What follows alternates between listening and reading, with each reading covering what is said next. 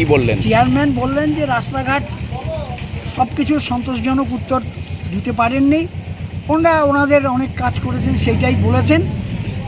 আমরা অবিলম্বে রাস্তাঘাটগুলো যাতে সারানো হয় এবং ড্রেনগুলো যেগুলো জল চলাচলের জল নিষ্কাশনের উপযোগী নেই সেই কাজ যাতে শুরু হয়। ওনারা বললেন যে অনেক পরিকল্পনা আছে ইত্যাদি, কিন্তু সেরকম সন্তোষজনক উত্তর আমরা পাইনি।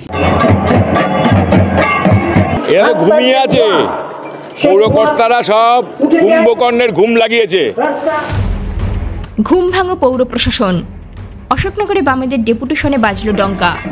উত্তর 24 পরগনার অশোকনগরে আজ বামফ্রন্টের পক্ষ থেকে অশোকনগর কল্যাণকর পৌরসভায় একগুচ্ছ দাবিতে ডেপুটেশন জমা দেওয়া হয়।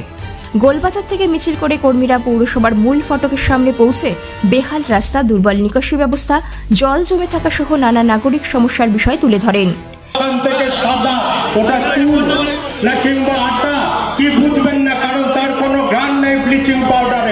এরপরই তারা পৌর প্রশাসনের উদ্দেশ্যে স্মারকলিপি পেশ করেন। বামেদের অভিযোগ, প্রতিদিন সাধারণ মানুষ এই সমস্যার শিকার হলেও পৌরসভা কার্যকর পদক্ষেপ নিচ্ছে না। অন্যদিকে পৌর প্রধান প্রবোধ সরকার জানান, কোথাও কোথাও কিছু রাস্তা খারাপ বা জল জমে থাকতে পারে, তবে সমগ্র পৌর এলাকার নিকাশি বা রাস্তার অবস্থা বেহাল নয়।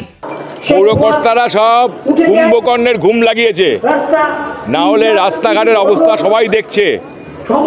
প্রধান প্রধান সড়ক, পাঁচ রাস্তা বাদ দিয়ে যেগুলো আমাদের রয়েছে তার হাল কি, পাড়ার রাস্তার হাল কি, জঙ্গল হয়েছে মাথা সমান, ড্রেন দিয়ে জল যায় না। বর্ষাকে এই প্রথমবার হয়েছে, এখনো বাড়ি ঘরের মধ্যে জল ঢুকে আছে, রাস্তা জলের তলায়। তো ডেঙ্গু এইখান থেকেই তো বাড়ে, বাড়ির মধ্যে ঢুকে আপনার হাড়ির মধ্যে কেন জল, সেটা উল্টে দিন, ওটা তো উল্টানো যাবে। সামনের ড্রেনের কি হবে? এই সব দাবি নিয়ে এদের ঘুম ভাঙাতে এই ঢাক ঢোল ডাঙ্কা নিয়েই বামফ্রন্ট আজকে এসছে, যাতে এই শব্দে ওদের ঘুম ভাঙে কিনা আমরা দেখবো, না হলে পরবর্তী পদক্ষেপ করতে হবে।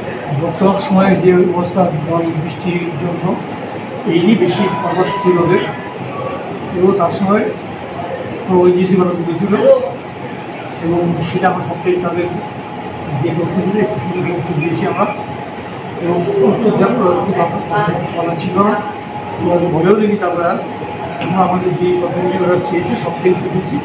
আর ডিভিশন দিতে আসলে আমাদের দায়িত্ব ওটাকে ফিক্স করা, সবটাই ফিক্স করেছিলাম এবং আমাদের যারা সরকারি ছিলেন তারা সকলেই কথা বলেছেন এবং তার ফলে কোনো সমস্যা তৈরি হয়নি।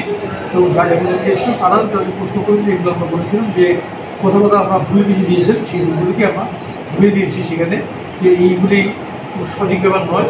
যেমন ওনারা বলছিলেন যে বর্ষাকালে সব ড্রেনে জল জমে আছে, কারণ দেখেন কোন কোন ড্রেনে জল জমে আছে, যে একটা ড্রেনে জল থাকতে পারে যে সব ড্রেনে জল নেই।